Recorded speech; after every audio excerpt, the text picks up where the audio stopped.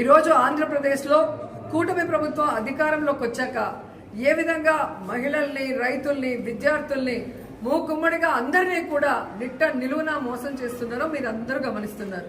ముఖ్యంగా ఈరోజు చూస్తే కూటమి ప్రభుత్వం అధికారంలోకి వచ్చి 15 నెలలు అవుతుంది. ఈ 15 నెలల్లో రైతుల జీవితాలకి నరకం చూపిస్తున్నారు. ఈరోజు రైతులకి వాళ్ళు చెప్పిన రైతు భరోసా సంవత్సరానికి 20,000 అన్నారు. 2 సంవత్సరాలు అవుతుంది. 5,000 వేసి చేతులు దులుపుకున్నారు. 35,000 ఎక్కడ అంటే పట్టించుకునే నాదుడు లేదు.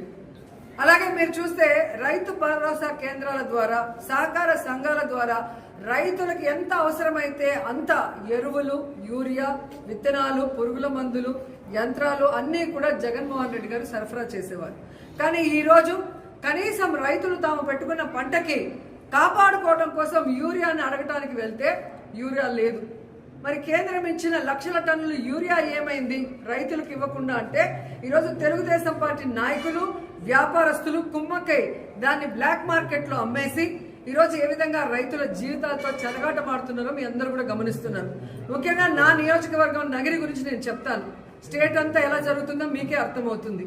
ఎందుకంటే ఈ రోజు నగిరి నియోజకవర్గంలో నిన్నటి వరకు రైతులకు కావాల్సిన యూరియా ఇవ్వకుండా దాన్ని బ్లాక్ మార్కెట్లో అమ్ముకుంటే రైతులు విధిలేని పరిస్థితిలో తమిళనాడుకు వెళ్లి కనకమ్మ సత్రంలో, అలాగే పల్లిపట్టులో, తిరుత్తనిలో, ఎన్నెల్కండ్రిగలో, పొద్దుటూరులో ఈరోజు వెళ్లి ఎక్కువ డబ్బుకి మరి ఈరోజు కొనుక్కొని ట్రాన్స్పోర్ట్ ఛార్జెస్ మళ్ళీ కూడా దాని మీద భారీగా వేస్తే ఈరోజు రైతన్నలు వెన్నెముక విరిగిపోయే విధంగా, అంటే ఈ వెన్నుపోటు రాజకీయాలు చేసే చంద్రబాబు నాయుడు ఆఖరికి మామతో పాటు రైతులను కూడా ఎలా వెన్నుపోటు పొడిచారో ఒకసారి చూసుకోండి. ఎందుకంటే ఆయన వ్యవసాయం దండగాని తన మనసులోని మాట బుక్ రాసిన గొప్ప మేధావి.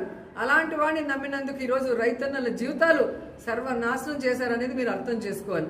ఎందుకంటే యూరియా ఒక్కటే కాదు, చంద్రబాబు నాయుడు, పవన్ కళ్యాణ్ అధికారంలోకి వచ్చాక ఈరోజు రైతులకు ఇవ్వాల్సిన రైతు భరోసా లేదు, పంటల బీమా లేదు, అలాగే ఈ క్రాప్ లేదు, అలాగే రైతులకి పండించిన పంటకి గిట్టుబాటు ధర లేదు. మిర్చికి లేదు, పొగాకు లేదు, ఉల్లికి లేదు, చీనీకి లేదు, మామిడికి లేదు, వరికి లేదు. మరి ఎందుకు ఈ ప్రభుత్వం? దేనికి వీళ్ళకి పదవులు? చేతగానితనం ఉన్న వీళ్ళకి ప్రభుత్వం నడిపించడం చేత కాకపోతే దిగిపోవచ్చు కదా. మొదటిసారి ముఖ్యమంత్రి అయిన జగన్మోహన్ రెడ్డి గారు ఎలా రైతు భరోసా కేంద్రాలు తీసుకొచ్చారు, రైతులకి వాళ్ళ గ్రామాల్లోనే అన్ని ఎలా అందించి వాళ్ళకి అన్ని రకాలుగా అండగా నిలబడ్డారు. మీరెందుకు ఈరోజు ఇంత సీనియారిటీ ఉందంటారు? 4 సార్లు ముఖ్యమంత్రి అయిన మీకు ఎందుకు రైతుల్ని కాపాడుకోలేకపోతున్నారు? రైతు సమస్యలు ఎందుకు తీర్చలేకపోతున్నారని అడుగుతున్నా.